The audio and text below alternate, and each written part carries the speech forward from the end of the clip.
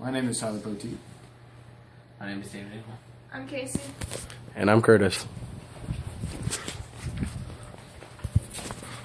Were you aware that your body is currently teeming with thousands of microorganisms that can cause a bacterial infection that can lead to death in as little time as 12 days? This bacteria is actually part of a necessary function called the digestive system. The digestive system is responsible for bringing in nutrients and making sure you can breathe, generally live. Without the digestive process, you of course wouldn't have any fuel to run your body. Understanding the digestive system is going to make a lot of sense if you think of the body as a literal flesh and bone machine. Now, the machine, just like an internal combustion engine inside a car, takes in gasoline and expels carbon monoxide. The human body takes in food and drink and expels it as urine or fecal matter. Now, the digestive system starts in the mouth with the teeth. Teeth are specifically designed for the varied human diet. The teeth up front are sharp enough to cut through meat, and the teeth on the side, or molars, are good for chewing up vegetables and nuts. The next part of the digestive process is where the chemical digestion starts, with saliva. Saliva is slightly acidic and holds many key enzymes that begin the process of breaking down the food. It also moistens the food so that it doesn't damage the soft muscle membrane on the inside of your mouth. After it moves in, the tongue, which is responsible for taste, moves it to the epiglottis. The epiglottis is kind of like the railway control switch. It separates, it keeps food to go down to the esophagus and air to go down the trachea. If food gets lodged in the trachea, that can result in choking, which is a fatal condition. Now, the epiglottis, it moves into the esophagus, which is a smooth muscle tissue that flexes in a wave formation to keep food constantly moving down towards your stomach.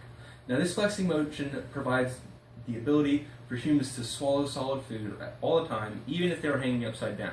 It wouldn't just fall out into your mouth. Now, after the esophagus, it moves on to the stomach.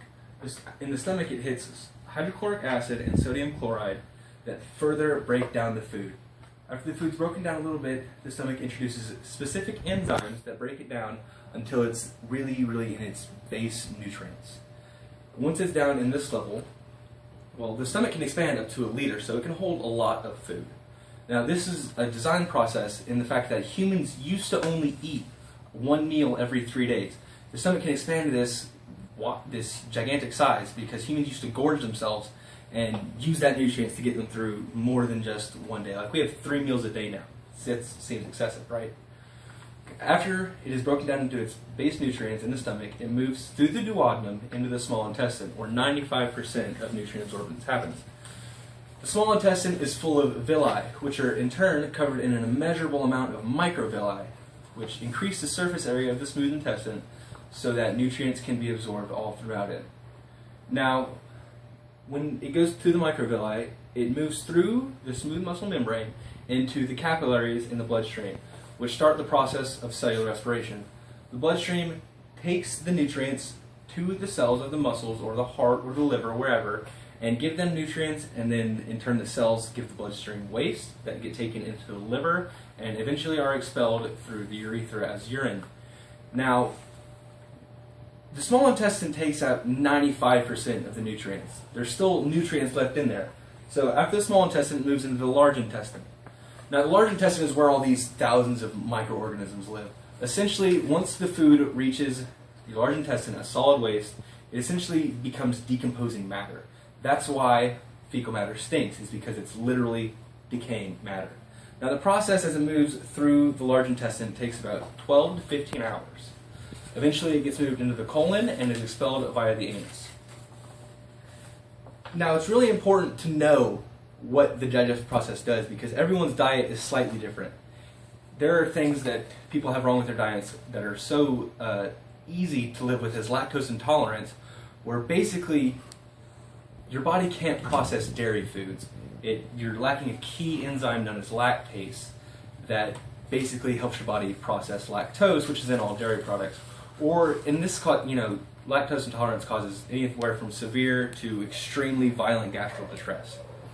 Now, or you can have a problem such as celiac disease, which is where you're allergic to a wheat byproduct known as gluten. And this can range from anywhere from gastric distress to anaphylactic shock, which can kill you. Now, when you take in food, it's really important that you know what you specifically need. So to learn what you specifically need, you need to talk to a nutrition specialist and ask them if you have any family history of any life-threatening conditions such as bowel cancer or stress-induced ulcers, as these can all cause problems in your digestive tract. I'd like to open the floor now for any serious questions on the digestive system. No questions? Well, thank you very much for your time. My name is Grayson Bell, and I'll see you next time.